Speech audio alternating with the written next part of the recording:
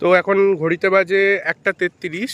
আজকে 6 তারিখ। আমাদের কৃষ্ণনগর থেকে কিছুটা দূরে এখানে যাত্রাপুর বলে একটা জায়গা আছে, এখানে ঢালাইচণ্ডীর মেলা হয়। অ্যাকচুয়ালি আমরা 4 জন বন্ধু এখন সেই মেলার উদ্দেশ্যে রওনা দিতে চলেছি। এই যে আমার পিছনে 4 জন বন্ধু, এটা হচ্ছে দিবাকর, ওইটা সোনাই, ওইটা রিয়াঙ্কা। আমরা 4 জনাই যাই, যেখানেই যাই। এটা আমাদের একটা গ্রুপ। তো আমাদের অনেকটা লেট হয়ে গেছে, একটু আগে আমাদের কাজ শেষ হলো। তো এখন আমরা যাচ্ছি। এখন আমরা যাত্রা শুরু করলাম, বেশিক্ষণ লাগবে না যেতে, অ্যাকচুয়ালি বাইকে যাব। তো ওখানে গিয়ে বাকিটা আমরা দেখব কেমন কি হয়। মাত্র ঢালাইচণ্ডীর মেলা, এখানে মাঠের মধ্যেই হয় এইভাবে। এই যে এখানে বাউল কীর্তন, এইদিকে মেলাটা আছে, কিছু দোকানপাট আছে, আর ওই সামনের দিকে ওইদিকে খিচুড়ি খাওয়ানো হয়, সেদিকটাতেও যাবো আমরা। তো এখন আমরা মেলার মধ্যে ঢুকেছি এইমাত্র, এখান থেকে শুরু হলো মেলাটা।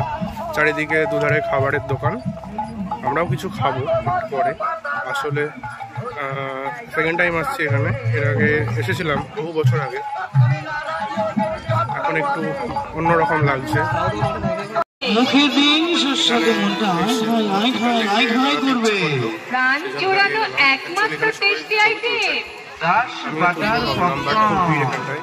ওই জন্য দূর থেকে একটু দেখে চলে যাব। তো এইটা হচ্ছে ঢালাইচণ্ডী তলা, যেখানে অ্যাকচুয়াল পুজোটা হয়। আসলে খুব ভিড়, আমরা উঠতে পারিনি,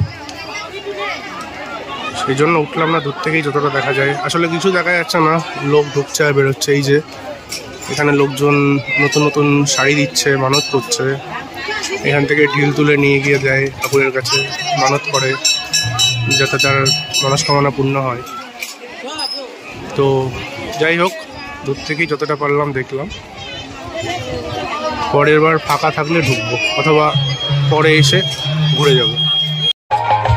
এখানে বাউল গান হচ্ছে, আমরা কিছু শুনতে পাচ্ছি না মিউজিকের জন্য। দেখি কতটা কি দেখা যায়।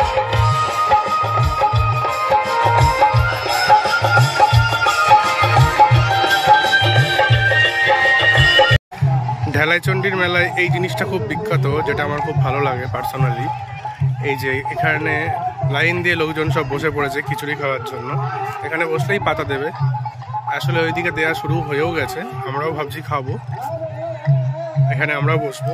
আমরা বসলে আমাদেরও দেবে। ওই যে ওখানে টেন্টটা আছে, ওই টেন্ট থেকে খিচুড়ি বিতরণ শুরু হয়ে গেছে অলরেডি, এবার আমাদেরও খেতে হবে। তো আমাদের ঢালাইচণ্ডী মেলা ঘোরা হয়ে গেল, এখন আমরা ফিরে যাচ্ছি। আসলে ভেতরে অনেক কীর্তন হচ্ছিল, তো সেই কারণে আমরা বেশি শ্যুট করতে পারিনি।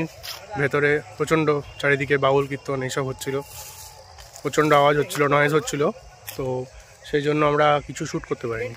তো যাই হোক, আমরা এখন বাড়ি চলে যাচ্ছি, বাড়ির উদ্দেশ্যে রওনা দিচ্ছি। এই যে সবাই রেডি।